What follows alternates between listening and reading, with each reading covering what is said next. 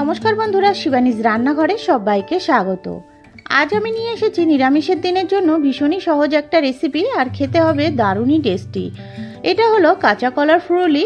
এভাবে একবার করেই দেখবেন বন্ধুরা, ভীষণই ভালো হয়। চলুন তাহলে রেসিপিটা দেখে নেওয়া যাক। আর রেসিপিটা ভালো লাগলে অবশ্যই একটা লাইক করবেন। এখানে আমি সবার প্রথমে হাফ কাপ মতন ছোলার ডাল ভিজিয়ে রেখেছিলাম, প্রায় 2 থেকে 3 ঘন্টা মতন। তারপরে ছোলার ডালটাকে পেস্ট করব বলে একটা মিক্সার জার নিয়ে নিলাম। মিক্সার জারের মধ্যে ওই ছোলার ডালটা আমি দিয়ে দিচ্ছি। দেখুন, সব ছোলার ডালগুলো দেওয়া হয়ে গেল। এখানে ডালের সঙ্গে আমি 2টো কাঁচা লঙ্কাও পেস্ট করে নেব। আর এইদিকে একটা বাটির মধ্যে কাঁচা কলা সেদ্ধ করে আমি খোসা ছাড়িয়ে রেখেছি। আমি এখানে একটা কাঁচা কলা ব্যবহার করছি।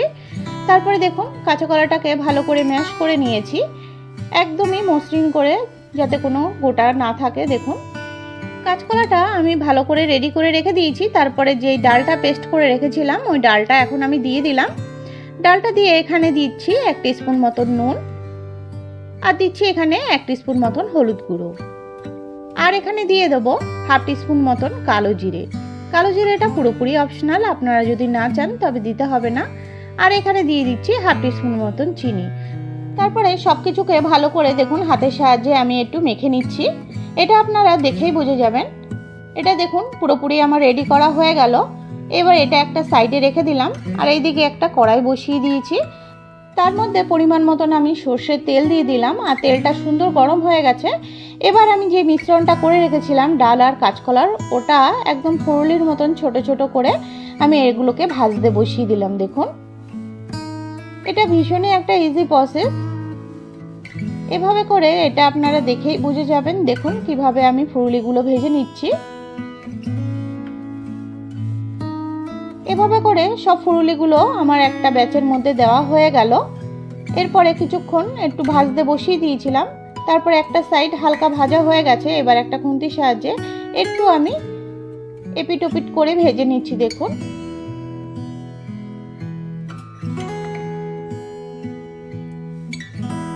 দেখুন এটা কিন্তু খুব সুন্দর ভাজা হয়ে গেছে। আর এগুলো কিন্তু খুব সুন্দর লাল লাল ভাজা করে নিয়েছি আমি।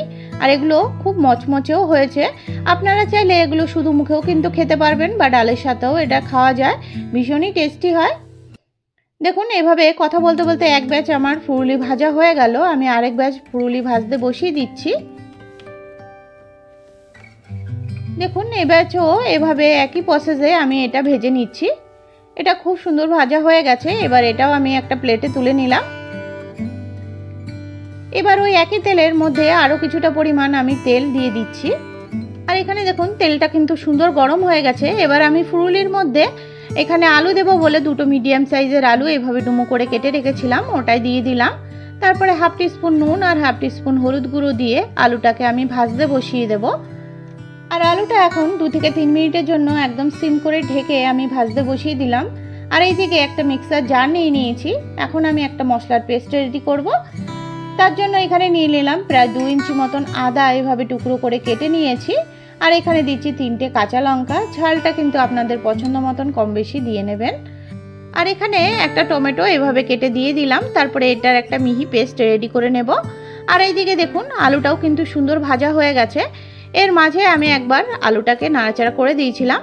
আলুটা ভাজা হয়ে গেছে, এবার তুলে নিলাম। আর ওই একই তেলে আমি ফোড়নের জন্য হাফ টিস্পুন মতন সাদা জিরে দিয়ে দিলাম, আর একটা শুকনো লঙ্কা এভাবে ভেঙে দিয়ে দিচ্ছি। ফোড়নটা সুন্দর ভাজা ভাজা হয়ে গেলে যেই মশলার পেস্টটা রেডি করে রেখেছিলাম, আদা, কাঁচা লঙ্কা আর টমেটো, ওটা দিয়ে দিলাম। এবার ওই মশলাটা দিয়ে একটু নাড়াচাড়া করে দিচ্ছি। এবার এখানে আমি শুকনো মশলাগুলো অ্যাড করব। এখানে দিয়ে দিলাম 1 চামচ মতন জিরের গুঁড়ো, 1 চামচ দিয়ে দিচ্ছি ধনের গুঁড়ো, 1 টিস্পুন দিচ্ছি কাশ্মীরি রেড চিলি পাউডার, আর 1 টিস্পুন দিচ্ছি হলুদ গুঁড়ো, আর এখানে দিচ্ছি 1 টিস্পুন মতন নুন। এবার সব কিছুকে একটু খুন্তির সাহায্যে মিশিয়ে নিচ্ছি। দেখুন, তারপরে এখানে দিয়ে দিলাম একটা তেজপাতা এভাবে ছিঁড়ে দিয়ে দিচ্ছি। এবার মশলাটাকে কিন্তু একটু সময় নিয়ে কষাতে হবে। আর দেখুন মশলাটার থেকে কিন্তু সুন্দর তেল ছেড়ে দিয়েছে। এবার আমি যে ভেজে রেখেছিলাম আলুগুলো, এই আলুগুলো দিয়ে দিলাম। এবার আলুগুলো দিয়ে একটু মশলাটার সঙ্গে কিছুক্ষণ আমি কষিয়ে নিচ্ছি, প্রায় 2 থেকে 3 মিনিটের মতন। তারপরে পরিমাণ মতন আমি এখানে জল দিয়ে দিলাম, যতটা আমি গ্রেভি রাখবো। জলটা দিয়ে একটু নাড়াচাড়া করে দিচ্ছি। তারপরে দেখুন খুব সুন্দরভাবে ফুটে উঠেছে। এবার সিম করে আমি 2 থেকে 3 মিনিটের জন্য একটু ঢেকে দিয়েছিলাম। আর আলুটাও দেখুন খুব সুন্দর সেদ্ধ হয়ে গেছে। এরপরে ঝোলটা কিন্তু আমি 5 মিনিট মতন ফুটিয়ে নিয়েছিলাম। তারপরে ভেজে রাখা ফুলুলিগুলো দিয়ে দিচ্ছি। দেখুন ফুলুলিগুলো দিয়ে সব কিছু একটু নাড়াচাড়া করে মিশিয়ে নিলাম। তারপরে এখানে 1 টিস্পুন মতন দিয়ে দিলাম চিনি। চিনিটা দিয়ে আবার একটু নাড়াচাড়া করে মিশিয়ে নিচ্ছি। দেখুন এরপরে কিছুক্ষণ ফুটিয়ে নেওয়ার পরেই এখানে দিয়ে দেবো আমি 1 টিস্পুন মতন গরম মশলার গুঁড়ো। গরম মশলাটা কিন্তু অবশ্যই দিতে হবে। গরম মশলাটা দিয়ে আবার একটু নাড়াচাড়া করে নিচ্ছি। রান্নাটা কিন্তু আমার পুরোপুরি কমপ্লিট হয়ে গেছে। আপনারা যদি চান এখানে নামানোর আগে একটু ঘি ব্যবহার করতে পারেন, তবে আমি সেটা করলাম না। এভাবে করে নিরামিষের দিনে একবার হলো এই রেসিপিটা ট্রাই করে দেখতে পারেন, ভীষণই ভালো হয়। রেসিপিটা ভালো লাগলে অবশ্যই একটা লাইক করবেন। আজ তবে